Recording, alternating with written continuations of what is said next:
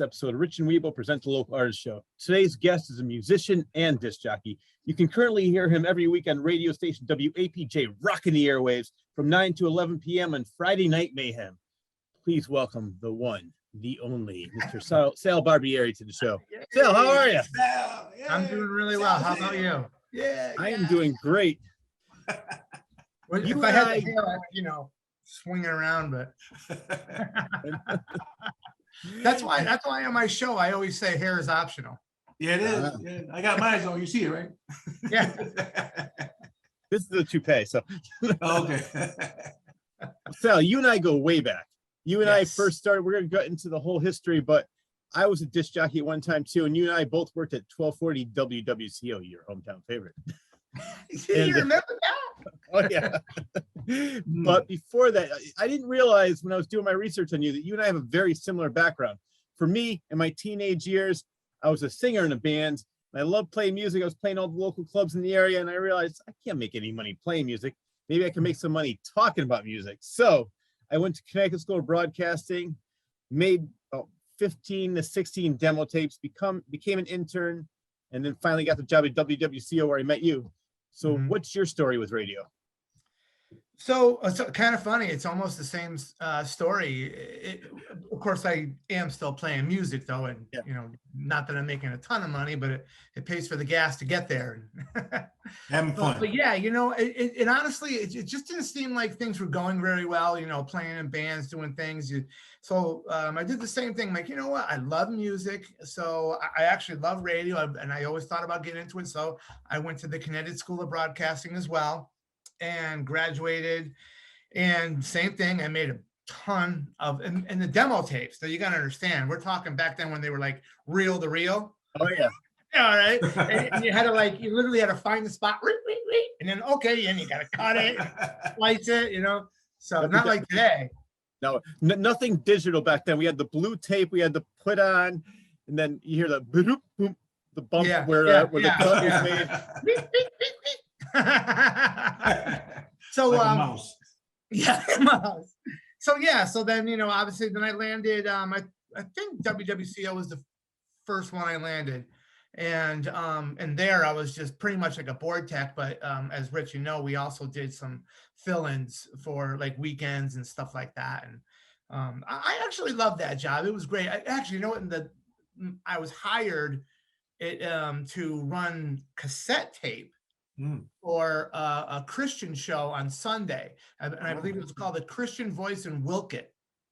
And my job was just to put the tape in. The pastor had already recorded it. It was perfect. Had it right down to the hour and everything. All I had to do was put it in, hit play, take a little nap, make sure I woke up at the top of the hour, said, time and temp, call sign, and then play tape number 2. That was my job. Well, you know what? I don't know if you realize this. You were hired to replace me on that job because I was hired as a fill-in. And what happened was Chris Beardsley was our program director at the time. Yes, great guy. I still talk to him. But every single, he would say, Rich, whenever there's a fill-in, you'll be the first one I call. Every morning I call, Chris, anybody calling sick? Chris, anybody calling sick? He said, I had a meeting about you. He goes, I had to hire you full-time. I was afraid you're going to be a sniper on a roof if I give you a full-time job. So he gave me the Saturday afternoon right after WAPJ's own Steve J. And he also gave me a Sunday shift. First, it was in the morning doing the Christian tapes. Then it was after the Italian show. I forgot what his name was. Oh yeah. I forgot him. Yeah. So I did my show right after that, and I said, Chris, I cannot take it. I am so dead. Can I at least get rid of one shift? You happen to be the next person hired. He goes, all right, Rich, I have somebody. You don't have to do the Christian show anymore. I said, Sal, I don't think you realize this, but back then you were my best friend. Awesome. That's awesome. I saved you. Well, the funniest thing is you mentioned something about falling asleep, because what it was, the tapes ran for an hour. One time I fell asleep, and what woke me up was the phone ringing, and I didn't know what to do. I picked up, I said, WWCO. Yeah, your radio's not working. I said, it's working. What are you talking about? I don't hear, it's dead air. I said, no, it's working over here. And I hit play. I said, check your radio. No, it's working. I said, maybe there was a glitch in your radio, but it's been working the whole time. Are we living the same life? Because the exact same thing happened to me, except I went into the front lobby and went on the couch and and the same thing. The phone, and I knew exactly what it was. I went running down the hallway, like and I this time I fast forwarded it. Like I gave it like, I don't know, a couple seconds, fast forward, and then I hit play, then I answered the phone. And I did the same thing. Of course, the show went 10 minutes over the hour. I'm like, oh no, I got busted. But yeah, those are little fun little stories. You're doing a comedy act. Yeah, I know. There was another one, real quick. There's another one time. These listeners, they would, I don't know, they think that you're like playing just for them or something, because one time I said, oh, I'm going to be here all day. I don't remember exactly what I said, but next thing I know, there's a guy standing in a doorway with like a seafood salad sandwich. I'm like, can I help you? Oh, my mother heard you said you're going to be here all day, so she was worried and wanted to make sure you ate. I'm like, oh, all right. And that's cool and all, but I don't know these people. How do I know she put cyanide in there? So I threw it out. Well, you know what? Like I can concur with that, and I have something maybe to top it, because we had the same 10, 15 listeners. I still remember them. Ann Bradley, Lois, hey, there's a whole bunch of them. And one guy came in. I was in the middle, it was like the end of the show, and I was getting ready to sign off, and I said, please, somebody might want to call the cops. I see somebody walking to the door with a gun. It was a regular listener, and he goes, hey, Rich, I listen to you all the time, man. I told you I was going to come down and look at this. I said, okay. But I used to have the same listeners come down. One listener, it was so funny. She kept telling me she was in her 40s. She sounded like she was 95. She had this hacking cough. Hey, Rich. Hey, Rich. So she called my house. She kept asking me out. I said, no, I already have a girlfriend. Rich. All right. Oh, Called my house and woke it when I was living there. I said, how did you get my number? She goes, Rich, you talk about where you live. You talk about, what time you're home. He goes, it really wasn't hard to look your name up in the phone book back then. Of course, it was if we had phone books. So I had some stalkers. Unfortunately, they were all 60 plus old, but it was that to me. I worked at 1240 WWCO. I worked at WNTY in Southington, and I worked at 106.9 WCCC. WWCO was definitely by far the most fun station, and surprisingly, the one that paid the most. Yeah, definitely was fun. Yeah, I had such a great time. And even like with these stories, because we're connecting with the people, that's pretty much what it is. And that's cool. It is cool, but you just have to, be careful. Oh, no, exactly. You never know. I mean, even I used to always make jokes with this one customer. I keep saying customers. I've been in retail for so long, but one listener, and I kept saying that movie "Play Misty for Me" by Clint Eastwood, and she said, I kept on playing that song for her. She'd been calling me up. This was Judy. I remember all their names. I know. How do you do that? I don't know. And she was Rich. Because I kept saying, Judy, you have to watch this movie. This reminds me of you and me so bad. And she calls me up one day, Rich, I don't want to kill you. I just want to fuck you. I was like, okay. She said that? Yeah. Oh God. Okay. All right, next song, please. Oh God. Yeah. But yeah, no, I love that station. I had so many great memories, and I was there from 92 to 97. I was there even after the very end when WDRC bought them out, Buckley Broadcasting, and I was still doing baseball games for them. Yeah, me too. Yeah, because WWCO used to broadcast the Yankees. That was kind of cool. Because when we do those games, you would pop down the level all the way to the bottom, and it clicks. So that puts it in queue. So then you can hear on your board, and you can hear, whoever was broadcasting the game out in Yankee Stadium, and they just kind of give you instructions and stuff like that. You have a little script you follow. I forget. It was like top of the inning was like network commercial. The bottom of the inning is local, and you just had to follow it all the way through. So that one you couldn't fall asleep on. No. You actually had to pay attention. Yeah, that and the Christmas commercials we did. That was fun. Yeah, that was fun. Again, it was on reel to reel, all Christmas music.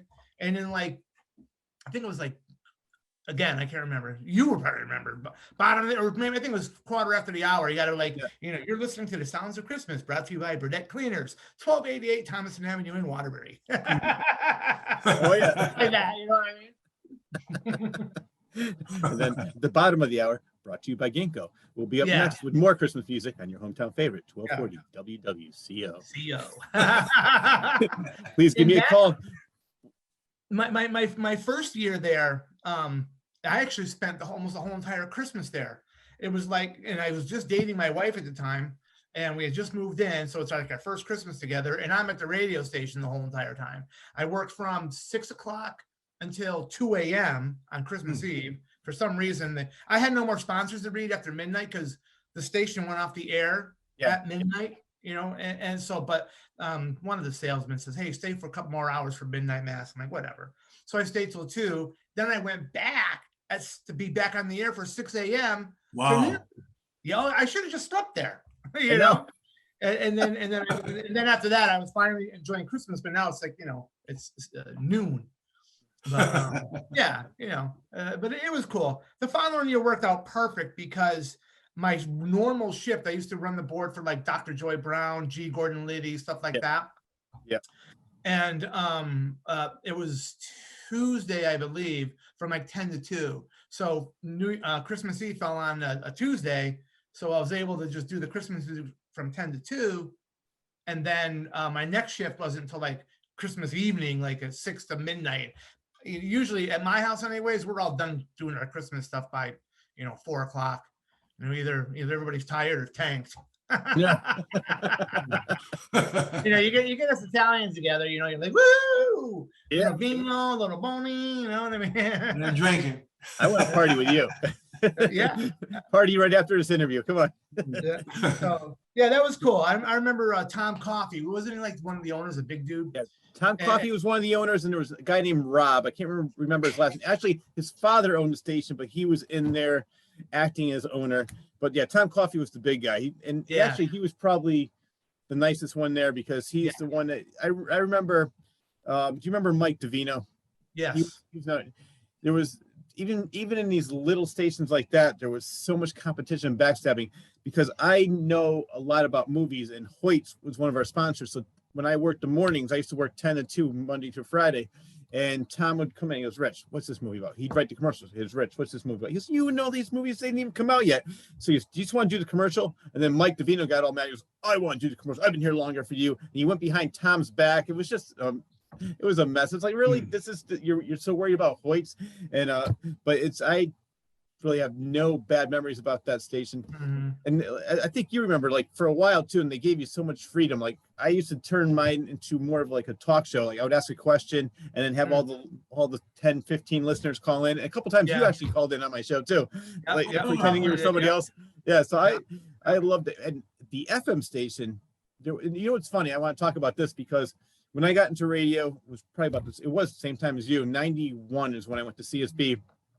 They told me, they're like, Rich, you got into radio at the wrong time. That's when satellite stations or big stations like Infinity Broadcasting were buying out the smaller stations. They were airing it. They were just basically using all their big names, like you said, G. Gordon Liddy, Tom Likas, Howard Stern, Imus. They were using all the big names from the bigger stations and then having all the people at the local stations, Sport Tech, like we were doing. And they said, back in the 80s, it was great. You missed all the good times. Not too long ago on the Whale, they had a little cruise. I said, let me go on there because I used to intern at WHCN and I knew Picozzi. Picozzi's one of the DJs there now. I think he's the program director / morning guy. But he, I was talking to him and I was talking to somebody else and they said, man, I wish I was in radio when you were in radio. That's when it was fun. It's so funny. It's got even worse now when they think that what we were doing was fun. When you and I were in radio, they were saying, oh, well, you got into radio at the wrong time. It's no longer fun. It's no longer a party anymore. So it's just getting steadily worse. Now, with Apple Music, iTunes, Spotify, Patreon, nobody's even listening to terrestrial radio for the most part. So we're going to get into where both of us are at WAPJ, which by far is the most fun ever having in radio at all. I don't even care about the money. I just have a blast being on that station and the freedom that we have there and the amount of the eclectic taste that they have. Each station or each DJ has a completely different personality. They play different types of music, and you can for the most part, within reason, you can do what you want. And I love that station. It's amazing actually how popular it's gotten. I have so many people, come up to me, hey, aren't you on an APJ? I'm like, yeah. I'm like, oh, I listen to that station all the time. And I remember one time I even walked into Advanced Auto down here in downtown Torrington, and they had the radio on, but I wasn't really paying attention. And all of a sudden I'm like, wait a minute, that sounds like my voice. And it was my promo playing, and I just start smiling. I'm like, that's funny, man. That's funny, Yeah. So it's cool, but it is a great station, and like you said, there's a variety of music. There's a variety of talk shows, sports shows, and there's some really talented people that are there too as well, which it makes it just as unique as it is. It's really cool station, and I'm glad it's around. And I plan on being there as long as my 2 feet are on this planet. All right, Sal, you the man. Let's explain to our viewers. WAPJ is a community radio station, and it's in Torrington, Connecticut. And Sal and I've been there for about, I want to say 5 years. I started at Nutmeg Junction, then moved over to Nutmeg Chatter. I do both shows there. And now because of COVID, which this is the one positive thing of COVID, it worked out where I was able to, I can't do any interviews in the studio, so I had to use Zoom, and now I can get guests that don't have to be in the station. And before, the phone system really isn't working that well, so if they can come in here in the studio. So now, I have people from Australia, people from California, both at the same time, and it could be as long or as short as I want. So I actually like that part now. So for me, the video airs on my YouTube channel and the audio goes to the station. So for you, how did you get involved with WAPJ?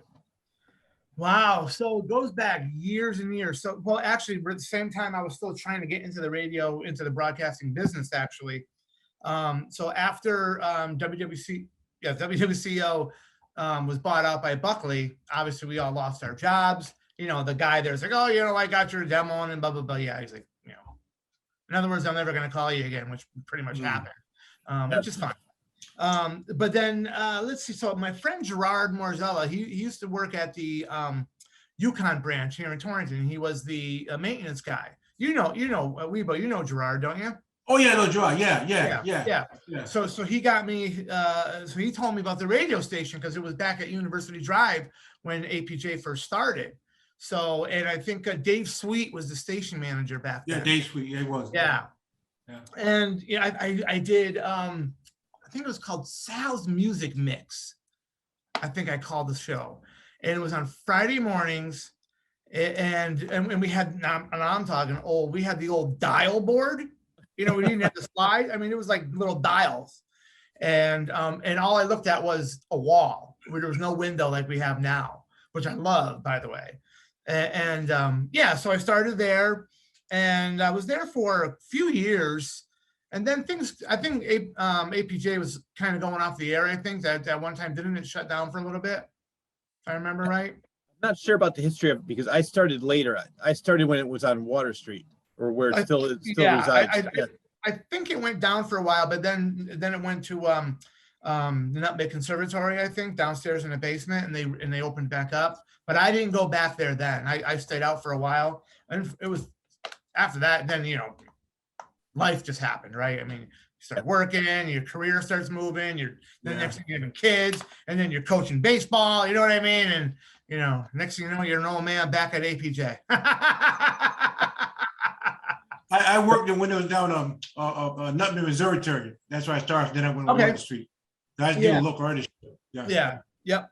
So John Basso, a friend of mine, was doing the show Vinyl to Cassette, which is coming back to APJ, by the way.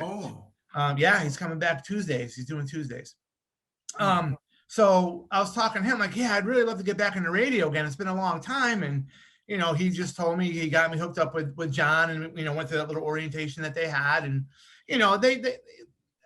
I guess you do make a demo. I mean, at least they did when I started. Barry just kind of checked things out, and, it didn't take me too long. I think maybe a couple takes, and, he let me on air, and yeah, and my first show back was New Year's Day. See, what the hell year is this? 2022. Gosh. 2-2. You know, I'm thinking maybe 2015, something like that. It's been a while. It's been a while. Moved around. I was on Thursday afternoon, so I did the afternoon drive. I actually physically called afternoon drive the show. Loved it because, you know, it's afternoon drive, right? I mean, it was cool, you know. And then unfortunately, my job, I couldn't get those hours anymore. So then I went to Friday night from 9 to 11, which I'm still there now doing Friday Night Mayhem. And, you know, just playing all the stuff I love to hear, you know, played when I was You do a great job on that show too. Yeah, thank you. I love it. It's a lot of fun. I always said that I can probably hang out with the guys at CCC for sure. You know what I mean? I just feel like I totally fit into that kind of a style. But you know, it's funny because I interned at WHCN. What happened, how I got that internship, which led to CCC, was because I used to go to all the live lunch luau's with Bukowski and Horn. And I became friends with all the disc jockeys. And the assistant program director, his name is Bob Smith. He goes, Rich, you have the perfect personalities for the station. We would love to have you here. When you graduate, why don't you come up to the station and see what a real radio station looks like? And so that's how I got in there. And I didn't have a chance. I mean, I made some tapes for CSB, but Hank Tenney, who was the director at the time, I'm not sure if that's who you had. Yeah. It was a weird looking dude, wasn't he? Like, his hair, he had a weird looking hairdo. He always talked like he was, hey, how are you doing today, Rich? Yeah, he always talked like he was on the air, and he's like, you know, hey, how's it going there? You know? So, Rich, I hope you had a great day. Walk the room. Hello there, class. My name is Hank. Well, first tape I made, he goes, it's too fast. Second tape was too slow. So I said, you know what? I just went and made a tape at they let me use the recording studio at WHCN. I did all my stuff there, and that's where finally, you know what? The best advice I got was from Sebastian, who used to be the morning guy at CCC. He was he was one of our instructors, and he always said, he goes, the more no's get you closer to a yes. He goes, don't throw out your demo tape just because one person doesn't like it doesn't mean the second one doesn't like it. I mean, maybe the third one, and so on. I went to so many tapes. I went to so many stations, and finally, that's when Chris Beardsley said, yeah, right, I'll give you a chance. And from after that, no, first I tried all these stations, and everybody said, oh, well, you're too green, you don't have any experience. I said, how can I get experience if you don't give me experience? After that first job, NTY was maybe 2 weeks later, and then CCC ended not too long after that. That's because there was somebody just quit, and Chris used to work there. Chris, like, I got this guy for you. It was fun, but as I mentioned, WWCO was my favorite and most fun station. But yeah, the industry, well, now it's even worse because I'm sure you know, they record 4 or 5 shows a day, so they don't have to pay them for the full week. Yeah, and everything's streaming. Yeah. We do it at APJ when there's nothing on. I mean, you know, it's so easy and doesn't cost anything except to run the computer, you know, which is sad. You know, it's sad. And you know what happens? So I mean, just because, you know, I'm a jock, you're a jock, you lose that personality, right? I mean, I know no one's tuning in to listen to like me talk per se, but you know, you are the personality for those hours you are on the radio. So it's like, I don't know, the way they do it now, it's like, I might as well not even turn the radio on. I can do it right here on my phone. And you know, because there's no personality. You know what I mean? No. The jock gives the show the whole entire personality. That's the way I look at it. You know, and that's what I do on Friday nights. You know what I mean? I love rock. It jacks me up. And if you ever come in there on a Friday night, you might need earplugs because that thing is cranked on 10. I'm almost wishing I could put some more speakers up. I even thought to bring down lights, like strobe lights. So for summer, when people are actually outside and walking around, and like just having like strobe lights going inside the studio, so people like be stopping to look to see what the hell's going on. There's a show going on in there, you know what I mean? Like I could just see the next morning, mass seizures happened in Torrington, Connecticut. We're not sure why. Yeah. People were passing out and fainting for no apparent reason. Lawsuit. Yeah. You could tell though, and this is I agree with you because whenever I hear a show, you can tell when they're so generic because they recorded it the night before and they really don't know what's going on. I like an example would be, I think it was the 104 morning crew. They were doing an event at night.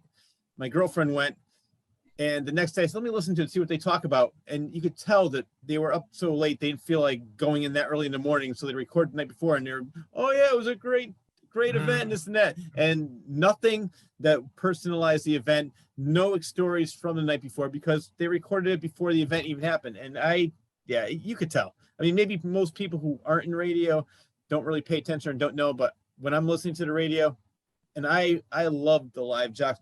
I love being able to call the station. Hey man, I want to hear this. And then the jock's like, all right, man, it's cool. What's your name? Yeah. And just, I don't know. Yeah. So I miss that.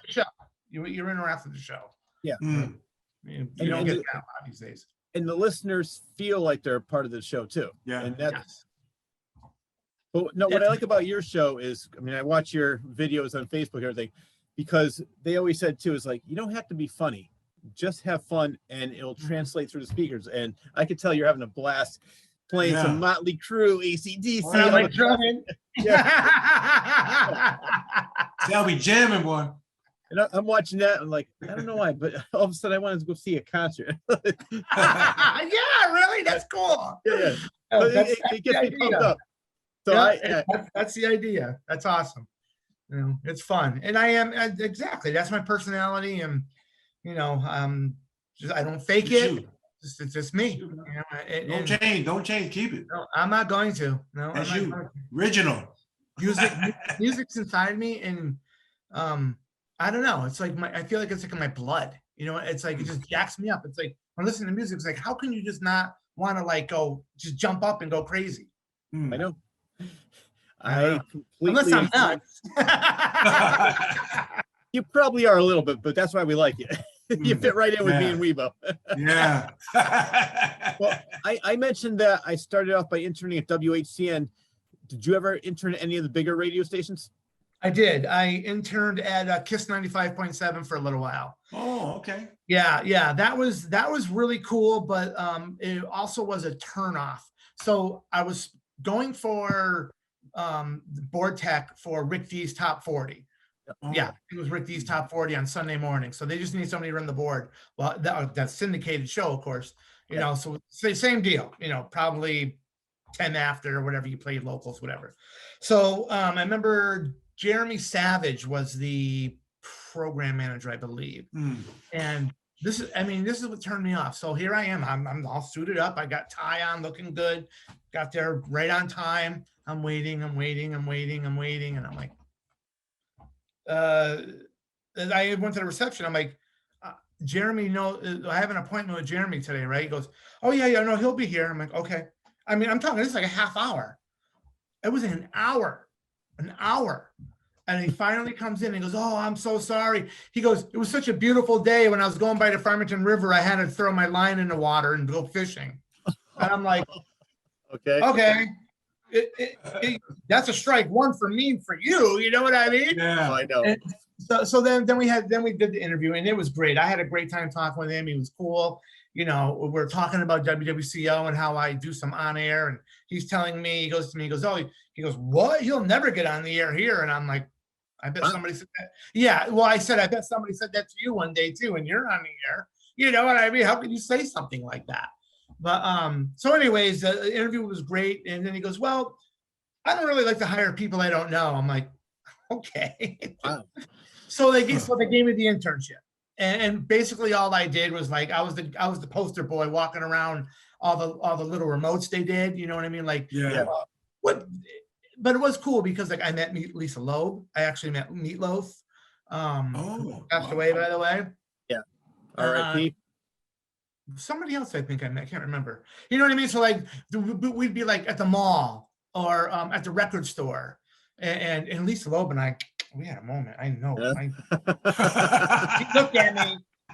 You had a moment, huh? Oh yeah, I went. I'm guessing your wife doesn't watch this show. Oh, she's in the other room, I think. That was a long time ago. Yeah. So, but so I did that for a little while, and then you know what? It just kind of like turned me off because I'm like, well, you know, am I going to get the job? And like Jeremy forgot who the hell I even was because he actually came to one of their most and he's like, you know, what are you doing here? Wait, really? Yeah, you know, so I'm like, you know what? Oh.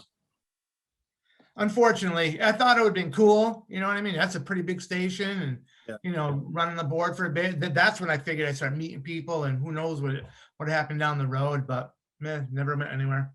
Yeah, no, it's funny because I had the exact opposite reaction with that. Like with it's like they sort of invited me in there, but yeah, I think the reason I asked you that because I did know you interned there, and it seems like I like the rock stations better because they're more casual, they're more, you know, like we talked about, they're more just themselves on the air. It seems like at the pop stations like WKSS and the other one, it's like, hey, it's almost like, hey, they're always on and they're always saying, and that it's funny that you mentioned Jeremy Savage. I think he's a big wig with satellite radio now. I see that. Oh, is he really? I don't know. I haven't heard him in years. Yeah.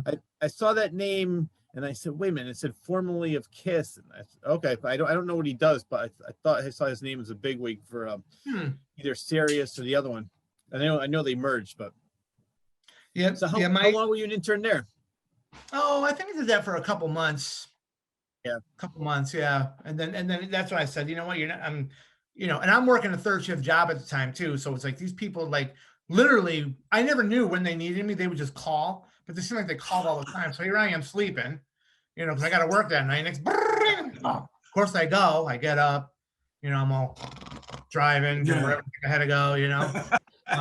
Yeah, you know, and then they're not hiring me. So that's why I'm like, forget it, you know, I'm just, you know. Now I'm trying to think, I might have been at WWCO at the time. Okay.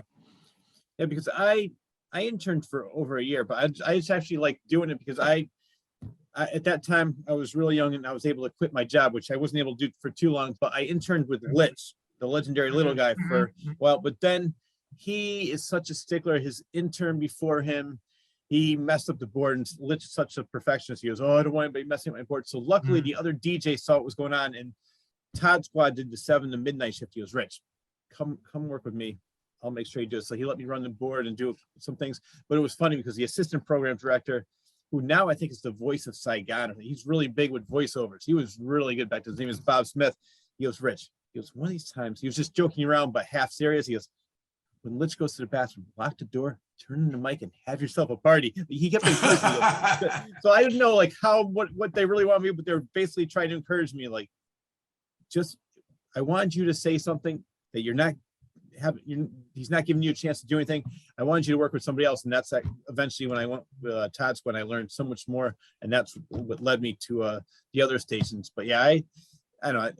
I would definitely get a bad vibe from the stories you're telling me too. It's like, who are you? Oh, you're never going to be on here. Why would somebody even tell you that?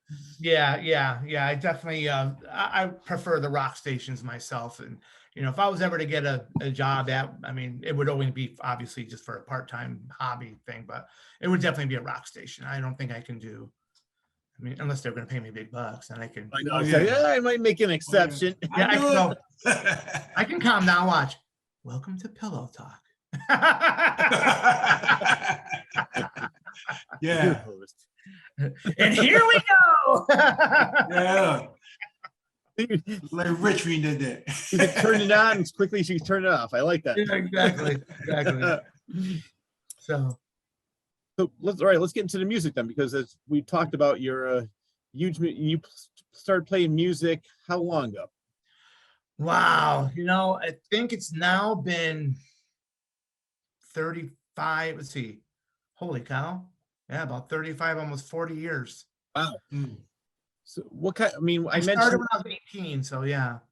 What kind of music? You know what? Obviously, when I first started, it was rock. For a long time, man. That's all I ever played was rock music. But currently, I actually am in a country band now. Really? But it's yeah. But you know what? It's country rock. You know what I mean? It's not your twangy kind of country. It's country rock. It's really good stuff. And you know, and in the band with some, you know, really some good players. I'm looking forward. We're not playing out yet. I'm looking forward to getting back out on the road and doing some gigs in the weekend. And you know, country sells. Country Well, what do you play? I play bass guitar, and I can do some harmonies. It's probably my weaker point, but I definitely can do it. Actually, I can do it more now than I could back then. But in this new band, there's really no room for it. So they don't need it. They don't need it. I don't care.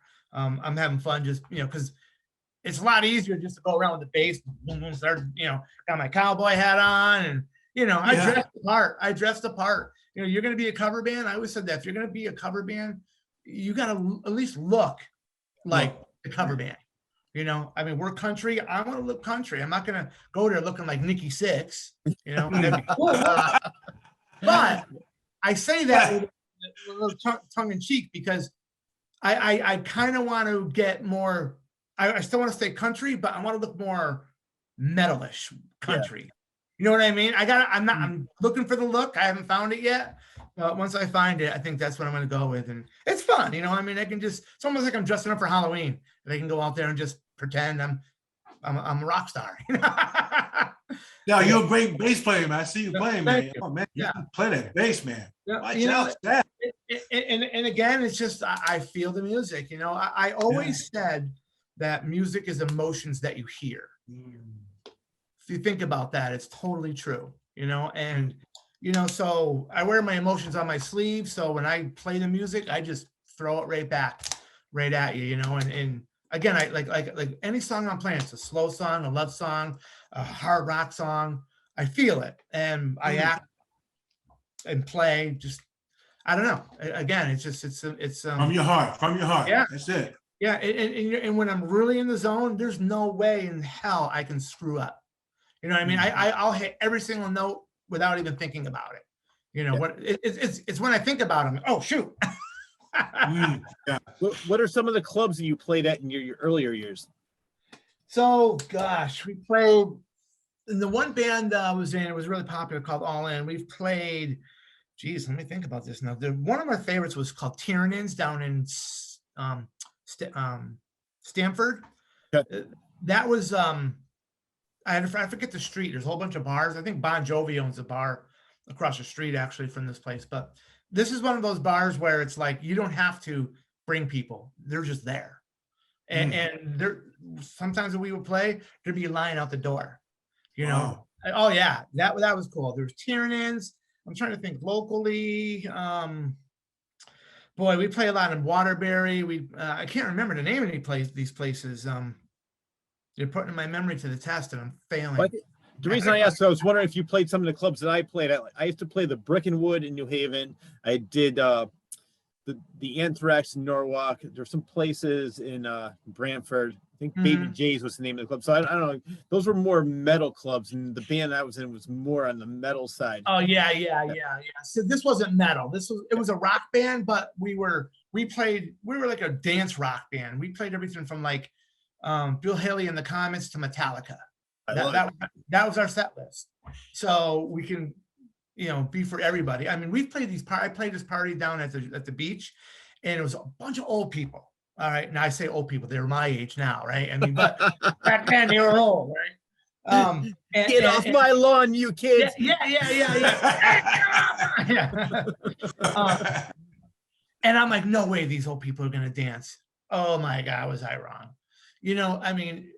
Every single song, like, okay, they come up, they're up all night long. It was great. Party time. We played another party one time in Poughkeepsie, New York. It was a Christmas party, and that was a fun one because we had, I think there's like a stadium. I don't know what it's called, like a theater, whatever. But Clay Aiken was playing there that night. So, okay. So we're bringing our stuff in the back, and the roadies are bringing Clay Aiken stuff into the thing, because the hotel was right next door. And it was just funny because here we are with everybody lamps, and they're rolling in these huge things, and we were trying to get them to let us come on stage and play through the equipment, but they wouldn't. We played a lot of road races down by the beach. We played a lot of gigs for PLR. They used to do that Shamrock and Roll race. Yeah. We've played gigs for them. And it got to the point where they were calling us. We didn't have to look for jobs. They would start calling us. I played that place in New Haven, Toad's Place.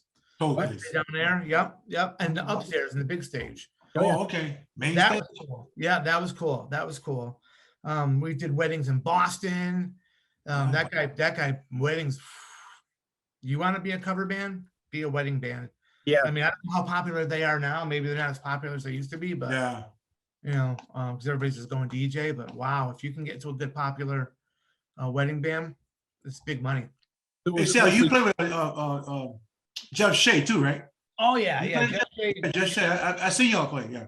yep, We Jeff know Shea is Jeff. one of the most talented keyboard Oh. players I've ever met. Oh, You know, man. yeah, he has soul, man. I mean, he knows how to Oh, play. you play everything. Yep, he knows how to rock. And he just knows his instrument and he knows how it's supposed to sound. Yeah. You know what I mean? I mean, you know, because nowadays these keyboards, you can buy these patches or download them or make them, however he Yeah. did it. And like we would play stuff like what's that? Too Much Time in My Hand from Styx. You know, when you got that you know, that sound, whatever it is, he had that. He'd hit one button on his keyboard and it would make that noise. It was like, oh, it sounded like I'm listening to the album. You know, Yeah. I've had people come up to us. We were at a road race one time down by the shore playing right on the beach. Those were fun. I mean, you're on the beach, right? And there's just people everywhere. I mean, bikinis. You know. Get the sunglasses, right? Yeah. Oh, yes, I did. And anyways, this one time, this guy comes around the corner and he goes, "Wow!" After we got done playing, we were playing "Sweet Emotion" from Aerosmith, and he goes, okay. "Oh wow!" He goes, I had to stop and make sure that was really a band. Because he says, "I thought it was a DJ playing the actual song," and I'm like, "Well, that's a good compliment. Thank you." Huge You know, compliment. Yeah, it was a lot of fun playing. Played a lot of gigs with All In. Boy, I think in 1 year we must have played over 50 some odd shows. And there's how many weeks in a year? You know? What year was this? Oh God, probably like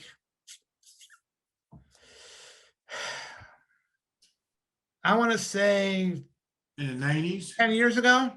Oh, so it's fairly recent. Yeah, not that long ago. It was Yeah. after radio. Yeah. Yep. Yes. It was after radio. Yeah. Because then the music thing kicked back in. And that's another reason why I didn't, do the radio. But yeah, it was a very, very popular band. And, It was a hot band too, all in one. Yeah. Yeah, it was hot. I can't even tell you where I know. We definitely had a good thing going. There's no question Ooh, about it. Yeah. We were Very tight. professional. Yep. We were, I got to say, we were one of the hottest bands around at the time. I don't say that much. I played in some bands that were pretty bad. I hear you. And I can't even tell you why we broke up. It was just like one of those things where, like, you know what? I'm just sick and tired of you guys. You don't want to play that song, then screw it. I quit. You know what I mean? It was kind of that. That's pretty much what happened. And then at the end, we were like, "What did we stop for? I don't understand. Just because we got mad at each other?" No, that happened to me with every band I was in. I don't know what happened. Just all of a sudden, like, yeah, all right. Let's actually. The funniest thing is it was a Brickenwood, was a small club in rock club in New Haven. The band broke up in the middle of the set on stage. All of a sudden, the guitar player just walks off stage. The bass player looks at that, gives him the finger, walks off the other side of the stage. And then the other guitar player didn't know what to do. He just puts his guitar down. So basically it was just me and the drummer. Drummer starts playing, this was 1989. He starts playing Funky Cold Medina by Tone Loc. I started singing it and we just ended the set with that. It was just me and him on stage. Wow. I have no idea what happened. It's just egos and being sick of each other got in the way. And we're like, I don't even know why we hate each other, but yeah, we're done. That was yeah. And I can see how, like, real recording artists out there, that how they fight and things get in the way. And you're especially, I mean, you got to think about them. They're on the road for how many weeks? Oh yeah. And after a while, you're just beat up, and it's, you need a break, from each other. And yeah, it's a tough, it's not an easy life, that's for sure. So these guys that are doing it, God bless him, because it's a Power. tough life. You know? Did you have any originals or was it all covers? We had one original. We actually, the band itself didn't write it. A songwriter named Wayne Gamache, who still is a singer-songwriter today. As a matter of fact, I just got an email from him the other day with a song, and he wrote a song back in, I think it was the 80s, and it was called My Hometown. And he said it actually won like 3rd place in some songwriting contest in LA. So he wanted us, he fell in love with the band. So he wanted us to re-record that. And it was kind of funny because you guys can do whatever you want. I'm like, okay. So we kind of turned it into a punk song. Well, he didn't like it. And then next thing he jumped in there and started, organizing the song, and it was great. I mean, I thought the song was great. It came out excellent. And, it never really went anywhere though, because he goes, well, you guys got to play it. So we did play it out. But it just kind of died. It died with the win, like probably a billion other songs that are out there. Any of the bands that you were in, even pre-radio or post-radio, do you have any CDs out, any streaming that people can listen to it? I do. Yeah. I just have to find it. It's on YouTube. And I could probably look it up pretty quick. And if you want to, I mean, when you post this out, I can probably in a comment, I can put a couple links in there for it. Yes, I know there's definitely some out there. My cousin took videos of us playing, and he had a whole YouTube channel. So there's stuff out there. There's actually some stuff on my Facebook where we made like a demo. So it'd be little clips of songs, but we also had a video with that. So I'll get those to you if you want. Yeah, no, I definitely want to hear it. And which band was this? Was this All In? This is All In. Yeah. Yeah. That was the best band so far I've been in. All In. It was a hot band. It really was. Yeah. I see y'all play. Wow. Oh man. It was hot, man. Jeff on keyboard and Sal on the bass and everybody doing their thing. Oh man. Yeah. You bring up a great point too, because it's not just playing the music. There's so many cover bands out there just standing there. They play fantastic. They sing fantastic, but you're boring. Yes. You're boring. You know what I mean? It's like, do something. You all dress up in your jeans and your, whatever. I don't know, and right. It's a show, and you got to enjoy yourself. Enjoy yourself. Yeah. People say, ask me when I do a show, right? After I do a show, they say, Wibo, say, is that a original song? Is that your song? No, that's a cover tune. Oh man, because what I do it my way. Right? Yes. Yeah. That's what you're supposed to do it. Do it your way. Don't be some people got from note to note. It shouldn't be that way. Do it your way. You feel comfortable. Right. I enjoy it. Do it my way. Yeah. Not even that though. Here, I agree with you, Sal, and I agree with you, Wibo. But when I go to see a show, I want to see the band, get the audience involved. I don't care how great they are. Anybody, you can play it note for note and sound perfect. But if you're sitting there on stage, I'm like, I'm just gonna throw the CD in or stream it and put Spotify on. I don't have to spend $150. I want to sing along with the band. I want, audience participate. I want to be a part of the show, or I want them to put on a show like, example would be Alice Cooper, or even going back to the 80s Dio, where they put on a big elaborate stage. I want it to be fun. I want it to be, if I'm paying money, I want it to be different from the record.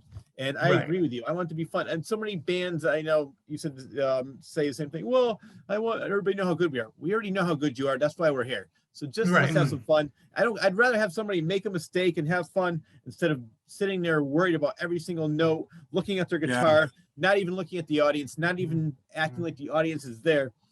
And an example would be, well, it sort of backfired on them, was Pink Floyd when The Wall came out. I guess Roger Waters, his set wanted to be, during each song, they would build more of the wall. And by the end of the show, the brick wall would be blocking the audience from the band. And David Gilmour said, you can't do that. You're not even gonna be able to see the audience. He goes, no, that's my vision. That's the way we're gonna do it. But yeah, I didn't know that. Yeah. I was watching a documentary on Pink Floyd and they were talking about that. That's one of the reasons, not the main reason, because they just hated each other so much, Roger Waters and David Gilmour, but it's one of the reasons they broke up, because they just could not see eye to eye in anything. And Roger Waters basically took over and said, no, this is this is really my band. This is the way it's going to be. And David Gilmour said, no, we're a band. But then they said, well, write some songs. And David Gilmour said, well, I really don't know how to write songs. It was a really good documentary. Wow, look that up. Yeah, I'll tell you which one it was, but it was really good. I saw several on that band. I like them, but yeah, I think sometimes took themselves a little too seriously. That's just one example of it. Like, you're a great band, great music, but just have some fun. Yes, you're right. Because you want the fans and the people enjoy it, get involved. That make a big difference. They say, oh, he doing it, we gonna start doing it. Get them going, you know what I mean? When people see you having fun, they're gonna have fun. Going having fun. That's all there is to it. If you're just up there like a band, just do your background music. You know what I mean? And no one's into it, Yeah, you might get your occasional person dancing and whatnot, but for the most part, this is a boring show, but well, I can tell you, because I mentioned I was in metal bands, and the first band I was in, we had a song called Mental Hospital. So this girl made me a straitjacket before the first time we ever played out. I didn't tell anybody what I was going to do. I was on the side stage, and you could hear the bass player go, "Where's Rich? Where's Rich? ABC Rich?" And I'm just laughing. So I'm on the side. All of a sudden, I'm running out in a straitjacket, doing stage dive, start moshing around. I was knocking people over. Oh my! And then we had another one called Death to Dino. I used to come out with this Dino on a noose, and people would just tear it apart. It was just fun. People love it. Yeah, well, it's funny because most people years later say, "Rich, aren't you the guy from the name of the band was R.I.P., which stood for so many different things. It was just a joke on the phrase R.I.P. But they said, we used to just come and see what you were going to do next. I said, I had no idea what I was going to do next, because I would awesome. I would go nuts. And then another one we had, Ritual of the Walking Gumby. I bought a 6-foot blow-up Gumby down. I was dancing around. I did a stage dive. Boom! It just popped on me.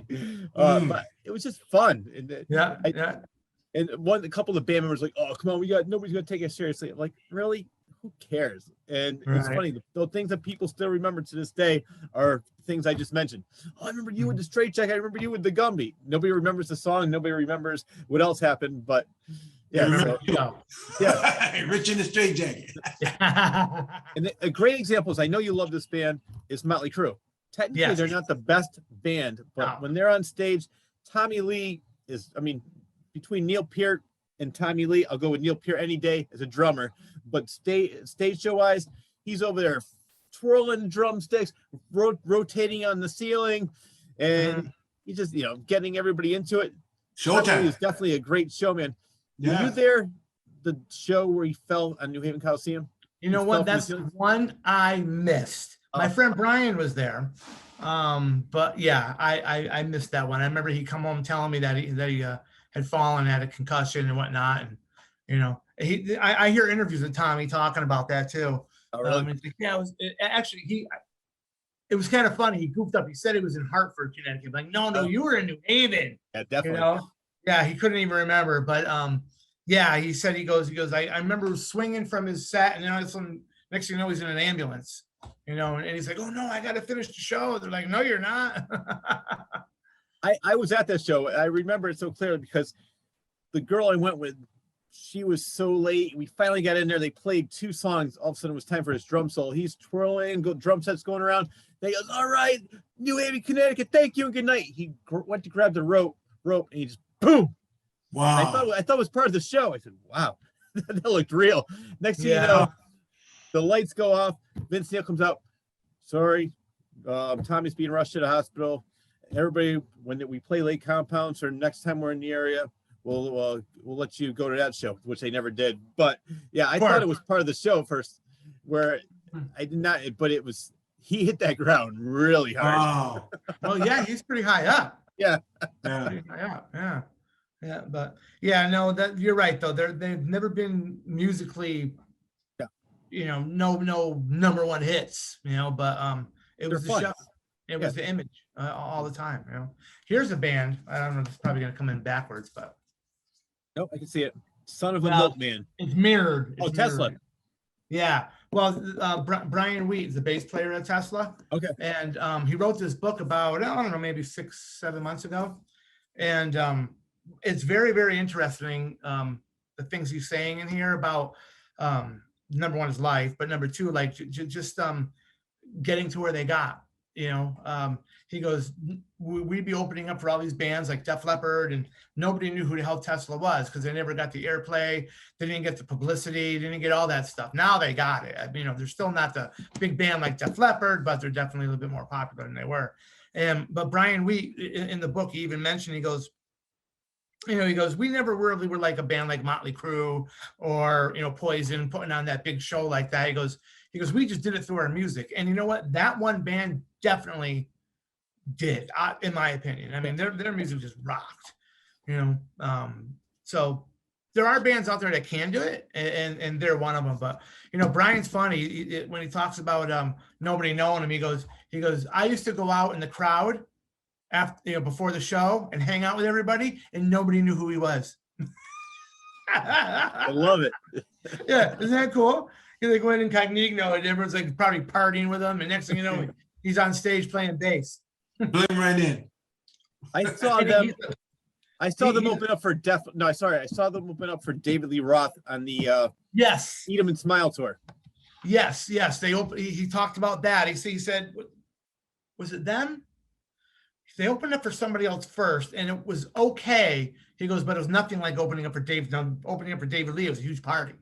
You know what I mean? And there was a ton of people, you know, where the other band, I forget who it was, they opened up for. I mean, they had to, like, he was talking about, they didn't sell that many tickets. They had to block off all the top rows in the arenas. So it made it look like it was full. But there was like nobody in the very top, you know. Wow. And you see that like at hockey games, if you go to see the Wolfpack play at the XL, they do that too. They curtain it off. Yeah. But then when he goes, no, when we played for David Lee, he goes, oh, it was unbelievable, you know. And then he's like, you know, talking about the party and the drinking and the sex and all the things that come with rock and roll, you know. Well, I got a funny story about that because I saw David Lee in the book. Is it Crazy from the Heat? I think it's called. It's about David Lee Roth's life. And he talks about how he used to pay his roadies or give them prizes, whoever got the hottest looking girls to come back. And I heard that. I brought my girlfriend to see him at Lake Compounds. And this roadie came up to her and goes, are you a good girl or a bad girl? She goes, a little bit of both. If you want to be a bad girl, you come backstage. And I read that book. I said, you're not going anywhere near that backstage. You're staying right here.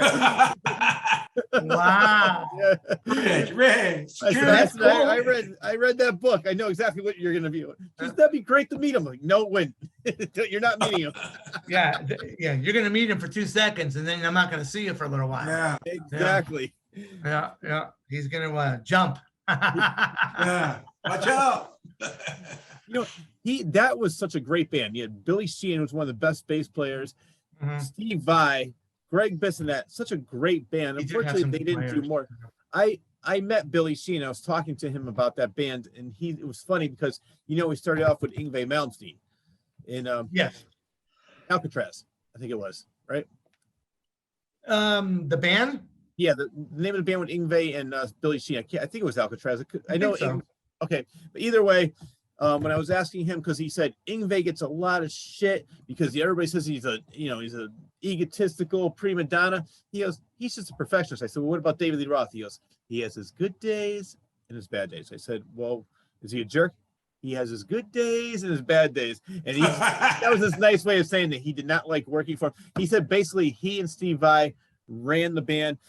They'd be playing and David Lee Roth would be upstairs. He'd come downstairs. Yeah, keep doing that. You walk back upstairs and Steve Vai would be doing it. And they're the ones that got Greg Bissonette.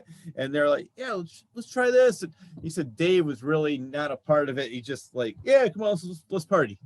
No kidding. Yep. Wow. Party time. Wow, that's interesting. But yeah, it's cool. So you met a lot of famous people then too. I ran across a few in my travels. One of the biggest ones was Jonathan Kane from Journey. Oh yeah. Seen him and met him many times because my brother is actually friends with him. Well, used to be friends, I should say. Since he's moved to Nashville, they kind of haven't spoken. But when he was living in California, they hooked up. Long story short, it was in a golf tournament at the Elks, and Jonathan was part of my brother's foursome, And Wow. the guy that introduced him's like, hey, Jonathan, this is the only guy here that probably knows who you are, because there's a bunch of old people that, they don't listen to Journey. So, and that's how it started. And then after that, he's been to baseball games with him. He's been to parties with him. As a matter of fact, he said one time he was up at Lake Tahoe, just out of the blue, somebody's tapping him on the shoulder. He turns around and it was him. So it was cool. So whenever they come to town, which I know they're coming again, he would get me tickets. We go backstage, meet the band. The only guy in that band at the time that was kind of a dick was Barry. No, Steve Perry wasn't in the band. It was the newer guy after him. He's really good. Before, I didn't mean to interrupt you, but I want to say I have a lot of respect for that guy because I'm sure you know the story of him. They were on YouTube watching Steve Perry. No, the guy after Steve Perry, the Filipino guy. Yeah, whatever his name is. Arnell. I forgot there was several singers before this guy, but I like that last singer because I think to me he brings the youthful energy to the band and he's jumping all over stage, having a great time. Basically what we talked about. And I like that he was singing karaoke. Somebody put it on YouTube and the band was looking for a singer and they're like, hey, who is this guy? And they got him, and he didn't even want to be in the band. Sometimes I'm not sure about now, but at the time He didn't believe him. Yeah, he says, I don't want to leave the country. Yeah. Well, at first he didn't believe him. Yeah, he's like, no, this is not true. And I forget, I saw an interview with Jonathan, and they was talking about it because Jonathan saw him first, and then he called Neil, and he says, you got to listen to this guy. He's perfect. And then they called him. He didn't believe it, but they ended up talking him out of it. Yeah. And now, he literally was like you and I. We're just playing from bar to bar. He's doing the best he can to keep his family above water because his family was, poor and, living in kind of a poor country. And he was doing what he had to do to, keep food on the table. And now all of a sudden here comes his big opportunity. And I heard now he started a big foundation for his country and doing very, very, very, very well. It is really cool. Yeah, it's really cool. Yeah. Give him back. I think the singer you're talking about, because I saw them when I was in Texas, and there was Journey and Def Leppard. Jeff Scott Soto, or he was another singer for the band. Oh, right. No, that wasn't him. I met him with Steve and Jerry. Okay. His name. Yeah, at least, well, that's the name they gave him. Maybe that wasn't his real name, but it sounds like Steve Perry, Steve and Jerry. Yeah. Close enough. Yeah, close enoth. And he had long black hair, and he was good. He sang pretty good, but. It was, the one time we were at the Meadows, it was called the Meadows then. What's it called now? Xfinity. Yeah. Xfinity, I think. Mm-hmm. And my wife and I go backstage, and we're just sitting there chatting with Jonathan, and actually the pastor for my church and his son were there, so I brought them backstage too as well. And it was cool just talking whatever we were talking about. And so then we're leaving, and my wife's looking at me funny. I'm like, what? She's like, you don't see? I'm like, what? Then, but we're walking out the door as we're doing this. And when we get out the door, she goes, you didn't want to see Neil? I'm like, oh, why? Was he sitting right there? He goes, he was looking right at us, wondering why we weren't coming over to him. We literally walked right by him. We're like, you bump into him, hey, man. Let me back in. You're walking by and bumping him. Hey, man, watch it, buddy. And you keep walking. Out of the way, man. What do you think? You're some sort of hotshot guitar player? That's funny. Yeah. But it's funny because my brother was my parents live in Cape Cod, and he was at the Cape Cod Mall, and he saw these two guys. He goes, they look like the members of Aerosmith. It wasn't Joe Perry or Steve Tyler, it was the other two. Yeah. My brother said it was funny. It's like they were almost walking there hoping that somebody was going to recognize them. He said it was funny. And then my brother went into one of the stores and he goes, was that the guys from Aerosmith? Yeah, they're here all the time because they're from Boston. So they were, but it was funny because I was in California. I went to Laurel Canyon, and they were talking about it's such a small area. And there's such a great history. If you ever are interested in that history, it's called Echo in the Canyon, and Bob Dylan's son, Jacob Dylan, hosted, he does a great job. But when I went there, he was saying that the whole little area gets together and take a picture. And Steven Tyler wanted to be part of this so badly. He goes, this is my neighborhood. I want to be part of the neighborhood. I want to get, but it was so big. And they didn't want a big, so they're like, just we'll take a picture of you. So they actually inserted his head on somebody else's body in there. It's hilarious. But they said he's like one of the most down to earth, nicest guys. He will talk to anybody. And they said, if you see him walking down the street, you can have like a 3-hour conversation with him. Cool. Yeah, Yeah. that's the way it should be too. You're right. That's the way it should be. I'm talking. Mhm. Yeah. Because we're the people that are putting food on your table. We're the ones buying your product. We're the ones Yep. listening to your product.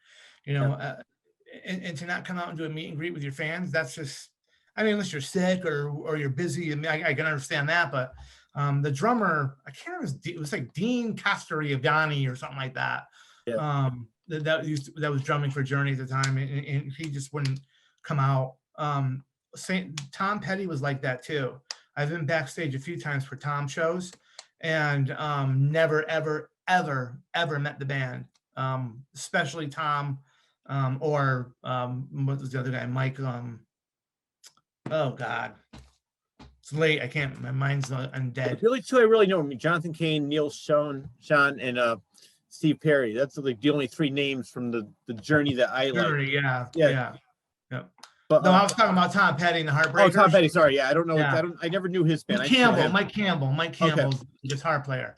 Those two guys were like, it's like, dudes, you have smoked way too many bones. I mean, you are so paranoid. It's unbelievable. Now, I didn't see my younger brother.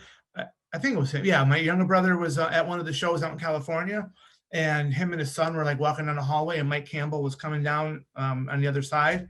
And when he saw them and didn't recognize them, he ditched behind like a branch, not a branch, like a plant that was there, and hid until my brother and his son walked by.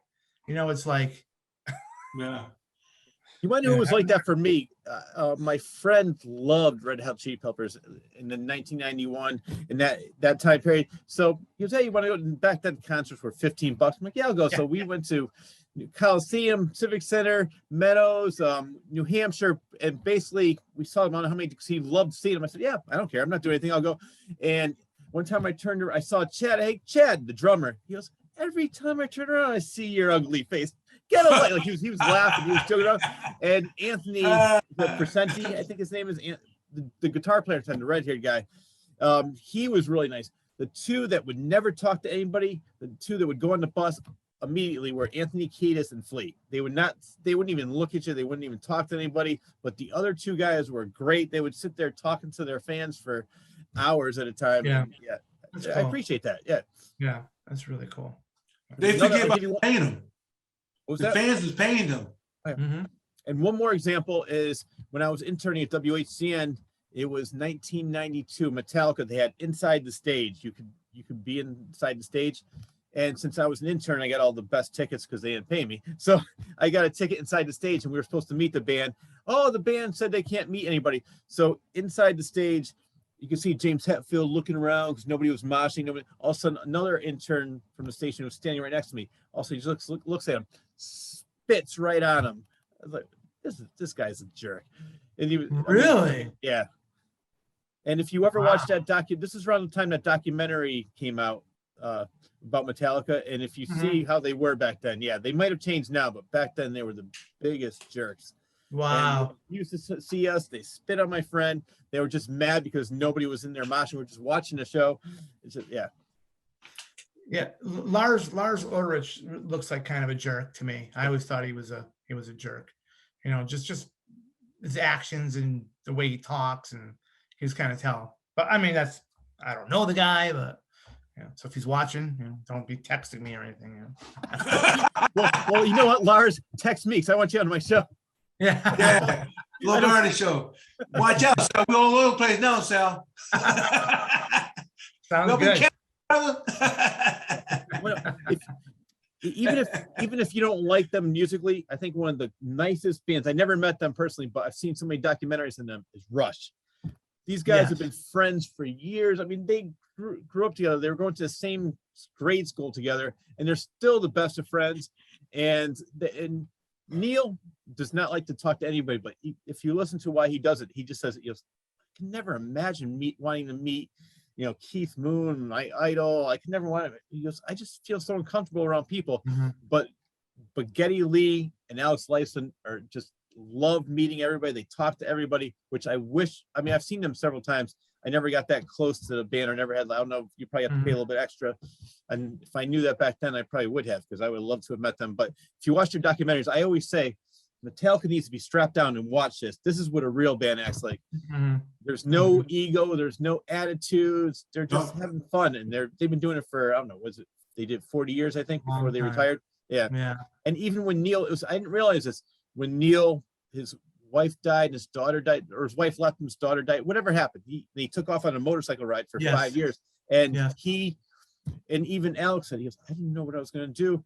They waited for him, and their reunion was at the Civic Center. Oh, no kidding. Oh, cool. Yeah, they actually documented that. They said, oh yeah, been back in Connecticut when this was our first show, when Neil came, but they waited for him to come back. Cool. It's like Def Leppard too. It's like, I mean, even though I'm a if I like Def Leppard, I like the old stuff, like On Through the Night, and the first 2 or 3 albums right up until Pyromania. After, when Rick Allen lost his arm, I know they were more popular than ever, but I don't like to pour some sugar on me ears. But I do have a lot of respect for them, that they didn't just say, you know what, we're at the top of our game, let's just get somebody else to play drums. They stuck by the guy and hung out, and look at, now they're playing stadiums. Yep. Yeah. I got tickets to that show. If it ever happens.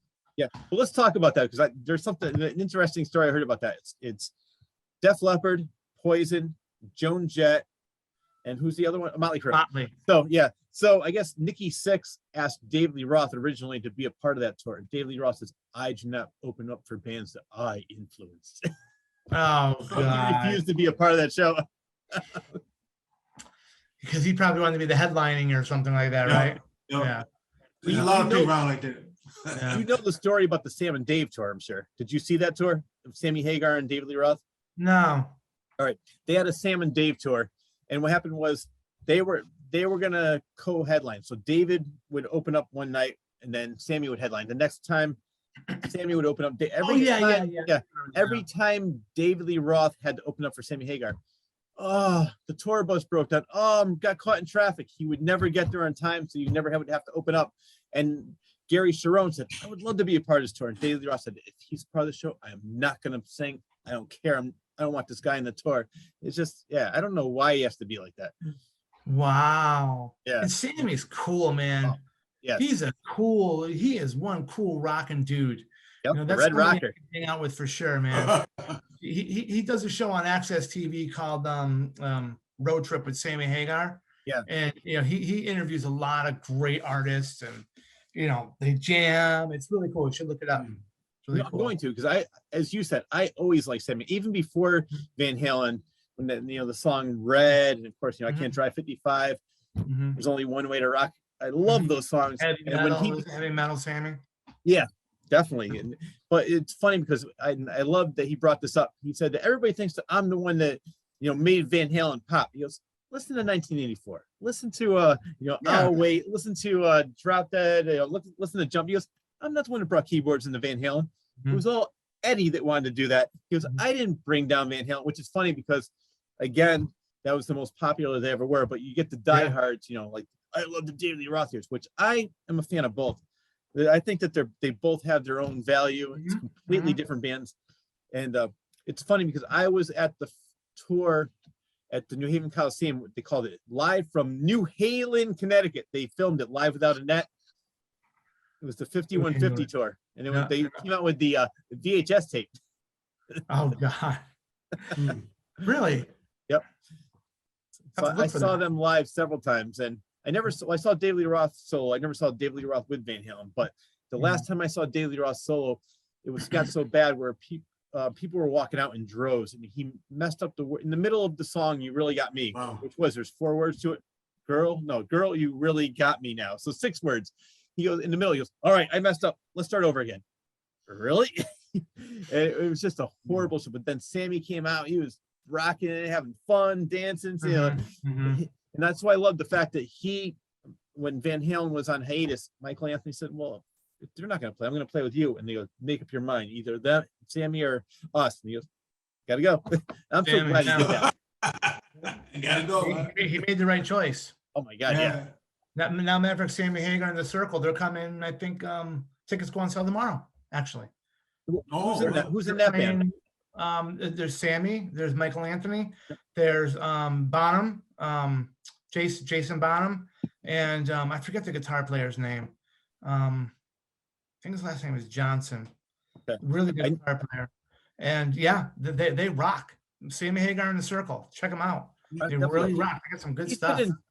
You know what I love about him is we talked about, he's such a great, I mean, what's the other band he had with Chad from Red Hot Chili Peppers? Chicken Feet. Yes. Chicken Feet, right? Yeah. Yeah.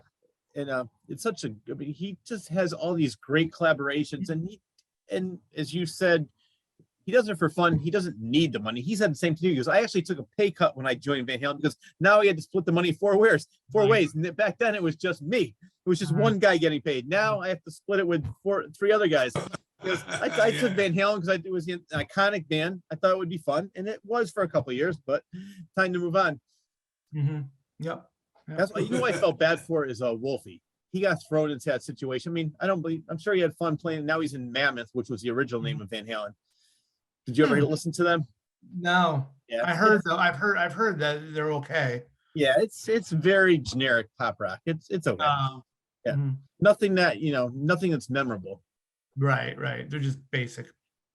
But I do like the fact that everything is cyclical. So all the bands that we loved in the 80s are becoming popular again. Right. It's amazing. I think that's Guitar Hero that did that. Did they? Yeah. I don't know. I'm guessing. Okay. Who is your favorite band of that era? Of the 80s? Yeah. Well, if I had to answer that today, I'd probably still say the same thing. It's probably Motley Crue. Okay. Yeah. And again, not because of just their music, I just loved the band, period. They're just bad boys rock and roll and grew up on it. Right. But yeah, I mean, now it's not, now I think back as God, there's so many good ones. I mean, like I said, Tesla's another one of my favorites. Scorpions, who just coming out with a new album, by the way. I think it's being released in a couple weeks. It's called Rock Believer. Right. So you guys are listening, you can pay me for that plug. Now, Klaus Main is no longer in the band, right? Yeah. I don't think he is. That was a singer, right? Yeah. Yeah, no, he is. Oh, he is? Okay. For some reason, I thought he was gone. Maybe it was like a Bruce Dickinson where he was gone for a while, but he came back. He might have been, but he's there now. Yeah. And honestly, I played a couple tunes on my show Friday, and they were cranking. Okay. They released 2 of them so far. And, I listened to an interview with Michael Schenker on the Eddie Trunk show. He hates his brother Rudolph. I did not realize that. He was saying, he goes, my brother ripped me off. He would be nothing without me. He was going on and on. Eddie's like, okay, Michael. Like there's definitely a history of those two. Wow. Yeah. Eddie Trunk's cool. Oh yeah, nice. He has a great show. And people who don't know, if you're watching this show, you know who Eddie Trunk is. He's on Sirius Satellite Radio, and he has so many other stations, but he interviews all these great bands. He's been a disc jockey / talk show host for a long, long time. And he knows a lot about the music, the bands, the personal, professional. He's awesome. And matter of fact, I listen to him because I get some information from him, and then I relay it back on my show. Yeah, that's how I hear about stuff. You know. Well, I go to these different movie conventions. So I met the 3 of them. Florentine, cool. Eddie Trunk, and I can't think of the third guy, but I met all 3 of them from that metal show. And Eddie, just like he is on TV, just goes down there. Hey man, how's it going? All right, yeah, I'm so glad you enjoyed the show. Yeah. And I mean, he doesn't even care. It's like they'll be having problems in the studio. He'd be like, it'd be dead air, and you'd be here. All right, well, we're having technical difficulties. You know what I mean? It's fun. And it works. And then he'll put on some crazy song and they'll fix it. But yeah, one day I want to call into his show. Matter of fact, when Neil Peart died, I was almost going to call because people were calling in about that. Yep. But I just never did. Maybe one day I will. Glad you brought that up because I actually like when things like that happen because it makes it more human, makes it more real. An example of that was when I was interning with Litch. The program director, Barefoot Bob at the time, said, he goes, Litch, I want to talk to you. He goes, if you, it's funny that he said this because now they actually do it. He goes, if you want your show to be perfect, why don't you come in a couple hours earlier and record it? He goes, every once in a while, go or mess up on a word, please. He goes, I want people to know you're not a robot. Now they do shows like that, which I think is funny.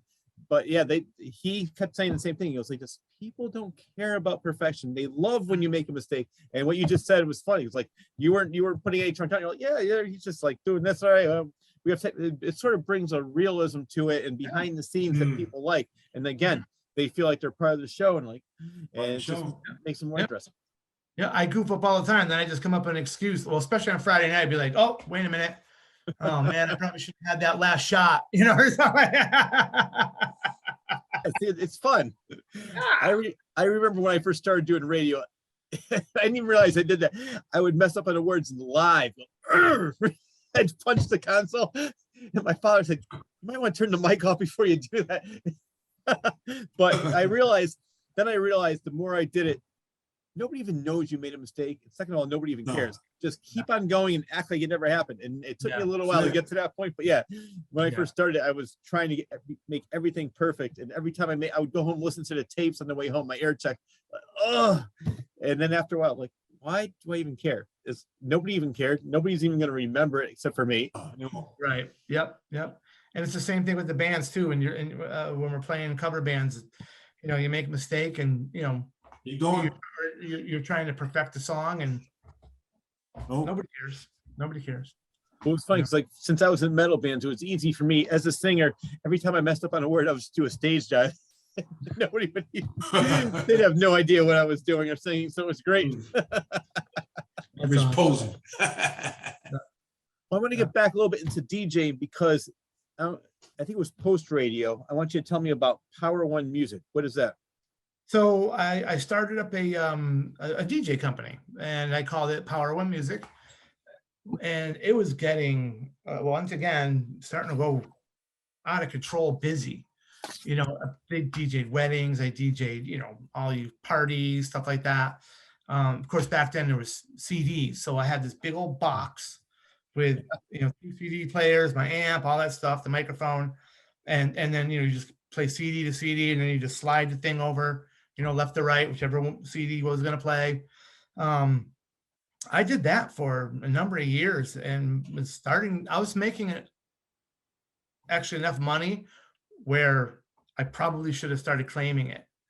You can make a certain amount, but I was definitely going, I'm like, that's when I got nervous. I'm like, oh, I didn't want to really start a business. Yeah. This was just supposed to be for fun, extra money. Yeah. And I'm making like $1,000 a weekend, DJing. It's like, oh, this is getting, it's awesome. But if I get busted, I'm in trouble. Yeah. I kind of put the kiboshes on that, but it was What fun. year was that? What year was that? Was that after radio? It was probably, yes, after radio, because I was married and I needed, and the radio, matter of fact, right after CCO, what is it? I forgot. WWCO, your hometown favorite. I was gonna say CCO. The hometown favorite. Hometown. I just like saying that. Yeah, it was after that because then I went down that road for a little bit, and it was fun. I still had fun, but there's just nothing like playing in the live band. It's it's like I like doing this DJ thing, but the live band it was more what I wanted to do, and that's when I'm like forget number one, I'm starting to make too much money, so I'm getting scared, and number two, I want to play a band instead, so we just kind of gave that one up. What I like is I've been in bands and I have done stand-up comedy. I love the instant gratification. So when you're on stage, for comedy, you get that laugh. In bands, you see people really into your music and they're mastering, dancing around, singing the lyrics. Yeah, that feeling is great. I remember I used to get home and I wouldn't get to sleep till like 4:30 in the morning because I was just so wired and so pumped up from the show we just played. I definitely know that feeling. And Wibo, I'm sure you're the same way because you've been playing for a long time yourself. I enjoy it. Mm-hmm. Right. Yeah, and with the DJ company, another thing is like you're in charge of that whole entire party. You know what I mean? Yeah. Part of the entertainment, you and you alone. So I Mm. mean, you had to run everything smooth. Make sure, you know, it's like, and it was so weird. It was like you started to get used to, okay, you just guess how much, you always know certain songs are going to do it, and you always know when time of the night to play it was everyone's going to tank. Yeah. Right, now it's time to play, you know, shout. You know, Yeah. all the Slow it down. yeah. But you know, I tell you, I've DJed some weddings where it's like, you know, there weren't drinking, so I'm like, okay, that's problem number one. Now what I'm gonna do, you know? And literally, one guy comes up to me and goes, "Do you see how they're dancing to the slow songs? That's what you should be playing all night." I'm like, okay. Okay. And he was right, because every time I play a fast song, because the rule was play a good slow song, brings them on the dance floor, and then hit them with a, you know, you make people want to shout while they're, you know what I mean, while they're on there. Yeah. It just didn't work. I'm like, oh my God. Was it an older crowd? No, actually, well, it was a younger crowd it was a younger couple got married, but yeah, I think it was an older crowd. Okay. And it was just, that was the toughest wedding I've ever done. You know, I was kind of psyched. I'd never seen this before, and I didn't plan on it, but the bride wanted to open up all of her gifts at the wedding, and that took a good hour and a half. Cha-ching, cha-ching. Yeah. Like, Overtime. I just sit back there, put on some light music, and she's opening up her stupid presents, and yeah, and I'm thinking to myself, nobody does this. Look, you want to know what this? It's so sad what a litigious society we live in. I was watching a show on lawsuits, and there was a disc jockey at a wedding who got sued because inadvertently he played the Righteous Brothers. You've lost that love and feeling. I said, that's hilarious. If you had a sense of humor, that would be a great story to tell everybody years later. But they sued the disc jockey. Said, oh my God, it was so traumatic for us. Really? You're that traumatic? Shut up. Yeah, so it's sad. Yeah. He meant to play another song, and that song came on. Big deal. Get over it. Unbelievable. I know. Nothing like that ever happened with me, thank God. Yeah. So you did that for how many years? I did that for a good 4 or 5 years. Yeah. Yep. It was it's getting really popular. It was fun. It definitely was fun, but you know, like I said, it just the band was more my style, and I just didn't want to do it anymore. And just, I wish I had that box still, though. It was kind of cool. I'll never forget it. It was like power, and I had like a lightning bolt in the middle, and then the number 1. I like that. Yeah. Power 1. Did you come up with that logo? Actually, my friend Brian did. He was the artist, and he even made the sign for me and everything. You know, yeah, he did it all. He was awesome. Hey, Sal, you had a DJ name? Just Sal. Sal, okay. No, some of them got DJ names though. Yeah, no, you know, I mean, nah, you know. I never got into that either. But no, it's Rich. You're listening to Rich. Yeah. What's the name of the current band? What's the name of the current country band that you're in? The cover band is called Thunder Road. Okay. Oh. It's a country band. Yeah. Yep. I kind of wanted to go with Southern Accent. I thought that was a cool name for a country band. Yeah. I don't know why we chose Thunder Road. Actually, I didn't. Everybody else did, but so I got outvoted. Which is fine. I mean, it's still cool. It's a cool name, but Southern Accent sounds more country than Thunder Road. Sounds more rock. Yeah, it also sounds like a Bruce Springsteen tribute band because Thunder Road. Yeah. That's funny. Hey, you know what? It might work to your advantage. It might get people who think it's a Springsteen cover band. Then when they see it, they're like, "Hey, I like these guys even better." I'm gonna tell you. What higher? My lead singer, Scott, he does sound like Bruce Springsteen. As a matter of fact, we did a demo back around Christmas time, and we just heard it for the first time the other day at practice. And the first thing out of my mind was, is that Bruce Springsteen? And Scott goes, no, that's us. I'm like, oh my God. He sounds just like him. You know, he really does. He really does. That's how good he is. Well, it's impressive. First, people think you're Aerosmith. Then you think you're Bruce Springsteen. You're doing something right. Doing something right. Something right. So where can people find this band? So right now, we're just getting all of our social media going. I don't think it's published yet. Matter of fact, it's probably going to be published soon. So as soon as that goes out, I'll shoot you some links. Okay. We'll be on Facebook. I think he has a website, and I'm not sure about Instagram or not. I think maybe right now Facebook and website. And we were just talking about the other day because we just got the demo, and he just said everything's set to go. He just got to release it out to everything. So because this is brand new. This band's all brand new. You know, we got together. Well, there was 4 of us that were in a prior band before that, and we kind of left to do this. And we picked up another female singer and a drummer right before the holidays and all that stuff. So, and then we had a little. All right. Yeah, so this is really brand new. This is really brand new. Yeah. We had some roadblocks. The lead singer ended up with COVID. I ended up with COVID. Yeah. So couldn't practice for a little while. But yeah. The good thing is now you can practice from home using Zoom if you really had to. Get it like this, as you mentioned before, the Hollywood Squares, and just get the whole band in there. That's true. If you really had to. Yeah. If you two guys look up and I look down, we'll be looking at each other. At least it is for my screen. Can you look up and see me? Is that Marsha up there? Is that Tom? It's going to sound cliche when I say this, but I'm not really a big country fan. But I think my all-time favorite country artist is Johnny Cash. And you know why? Because you mentioned like getting that rock look, rock sound. Johnny Cash is the only musician to be inducted into the Rock and Roll Hall of Fame and the Country Music Hall of Fame. And his voice is good on anything. I heard him do a cover of Harry Chapin, Cats in the Cradle. It sounded great. I heard him do the 9 Inch Nails Hurt. I think it sounded better than Trent Reznor. I just love his voice, and I think he can sing anything. And I love his sense of humor, like, A Boy Named Sue and his other stuff. Do you know the story? If people who don't know this, there's a picture of him with the middle finger. Do you know the story in that? Do you know what picture I'm talking about, right? No. All right. There's a huge picture of him with a middle finger going like this. And so what happened was I read an article about it. You know who Rick Rubin is. He's one of the greatest record producers. I mean, Beastie Boys, Public Enemy, Johnny Cash, Neil Diamond, Black Sabbath. I mean, every band this guy touches turns gold.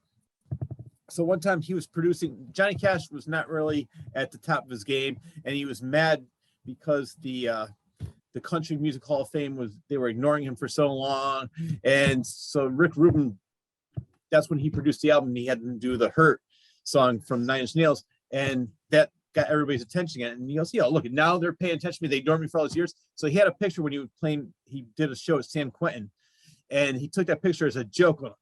And if you look it online, you'll see what I'm talking about. So Rick Rubin said, as a joke, we should put that in the trades. I think might have been Rolling Stone, one of those magazines. He goes and say, this is my reaction to all of a sudden now people pay attention to me at the Country Music Hall of Fame. And he goes, no, we can't do it. He goes, come on, it'd be great. And they put that in there, and it was just a joke. But if you see that picture, you're gonna laugh because he looks so angry. It's just him messing around. Johnny Cash middle finger. I'll look for it. Yeah. Look for the finger. I'm sure it's out there. Oh, yeah, no, definitely is. I mean, they have shirts of it. It's anywhere. Just put Johnny Cash middle and it'll pop up. Well, Sal, it was great talking to you. Before we go, though, do you have anything else you want to plug? You want to promote? I know Friday Night Mayhem every Friday. Was it 9 to 11 p.m. WAPJ? Yep. And then the Thunder Road. We'll be on the road soon. We're hoping in March. So, look out for some social media and our website. I'll probably post it right in this in our chat here too. So if you put it on YouTube, right? Yes. YouTube comments. I'll throw links out there for that too. All right. Well, great. Sal, like I said, 25 years ago we met, and I want to thank you once again. If I didn't thank you back then, thank you for taking over that religious show. I was too damn tired to get up. It was tough. It was tough. You saved a near broken man. Well, I'm glad for that. And they paid me $5 an hour. Oh yeah. All right, Sal. A lot of money. It was a lot of money back then. Oh yeah, it was. Yeah. Do you want to, since you are a disc jockey, you want to sign off the show? No. Okay, well, then I will do the honors then. I want to thank Sal, formerly of 1240 WWCO, your hometown favorite, and many more stations, such as you can listen to him in WAPJ on the Friday Night Mayhem. Listen to his band, check out his links. And until then, that wraps up the latest episode of Rich and Wibo present the Local Artist Show. A special thanks goes out to musician and disc jockey Sal Barbieri. I would also like to thank you, the viewer, for tuning in every week. Enjoy your day, everyone.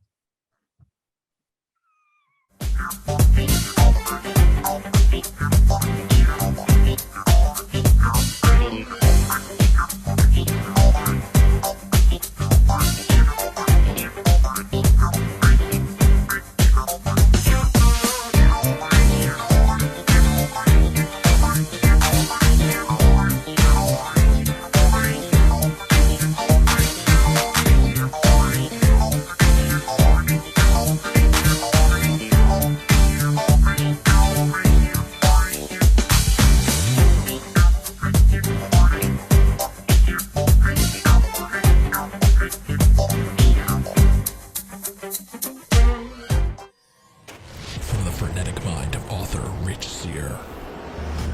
5 terrifying short stories, now available in one collection.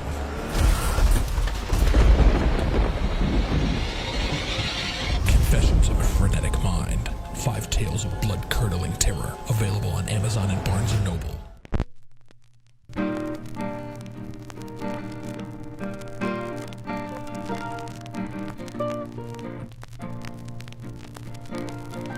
All of a sudden I hear, brim, brim.